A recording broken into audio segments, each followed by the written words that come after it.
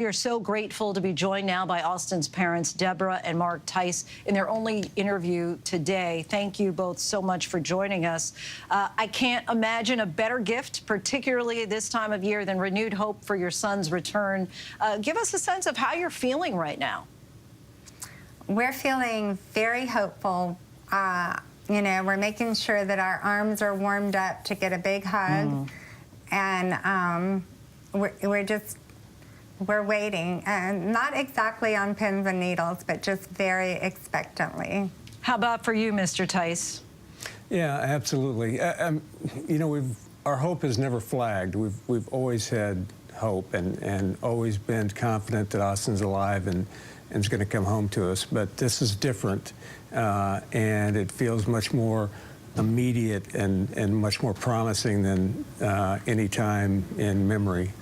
Walk us through what these 12 years have been like. Oh my goodness. Yeah, that's a tall story. You know. That is a tall story. How much time do you have? You take as much time as you need. All right. Well, I'll start with the very first. I'm just kind of broadly speaking. You know, when Austin we first lost contact with him, our feeling was, okay, well, he'll turn up in a day or two. You know, a day or two went by. Okay, well, it'll be a week or so. You know, we'll be talking to him soon, and we started making decisions kind of based on that presumption. So, you know, it was Deborah's idea primarily to tell our children, Austin's 6 siblings, you know, go about your lives. We don't want you to be consumed with this. You need to keep doing, you know, what you're doing and pursuing your passions, your schoolwork, whatever it was you're doing. And we're, you know, unbeknownst to us, this now has gone on for 12 years and 4 months. Does the ouster of President Bashar al-Assad feel like a turning point in getting your son home? Well, yes, it does. You know, for over a decade, we have been imploring our government to engage substantively with the Syrian government to, you know, move towards a diplomatic resolution of bringing Austin home.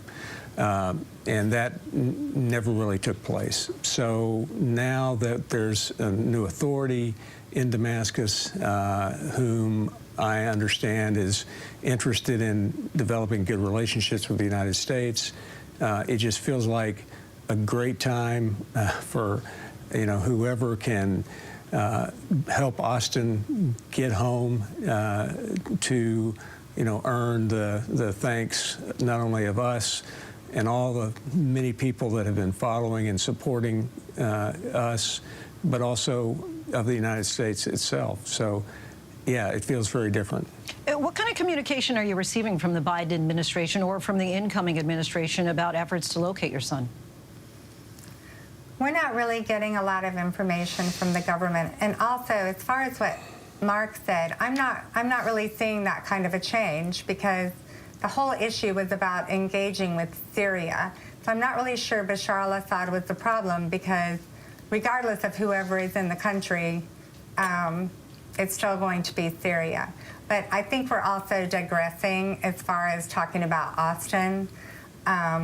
So, you know, the information that we're getting is from people that are actually in the region. And the United States government has not yet entered Damascus. So is someone keeping you up to date with what's happening on the ground there as the search continues for him? We're getting a pretty good, I wouldn't say moment by moment, but we are being updated by people on the ground. Yeah, and we're fortunate to have in our corner and supporting us hugely a number of different people, different organizations, people that we have met over the years in the region, people that are, you know, working right now in Damascus, trying to locate and bring Austin safely home. So, like Deborah said, it's not minute to minute, but we have a pretty good general sense of, you know, what's going on every day. We have actually had updates about Austin being alive, Austin being well, being safe. And so, and as recently as August this year, we got that kind of information.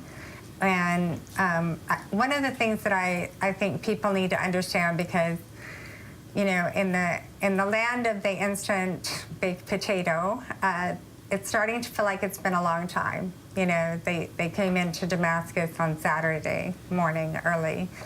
And so the thing we need to think about is that because Austin is in a place where he is safe and well cared for, whatever that means exactly, but 175,000 prisoners, and some of those prisons are deep and exceedingly dangerous. And so taking care of those prisons first is absolutely essential. What's the first thing that you plan to do when you see your son again? Oh gosh, there'll be a series of very large hugs, and he's a very large guy, so we expect there to be some feet off the ground. Yeah, there'll be a lot of hugging. We look forward to being able to observe some of those hugs and you getting that time. And we thank you so much for spending the time with us today. Really appreciate it. Thank you so much for having us. Yeah, thank you.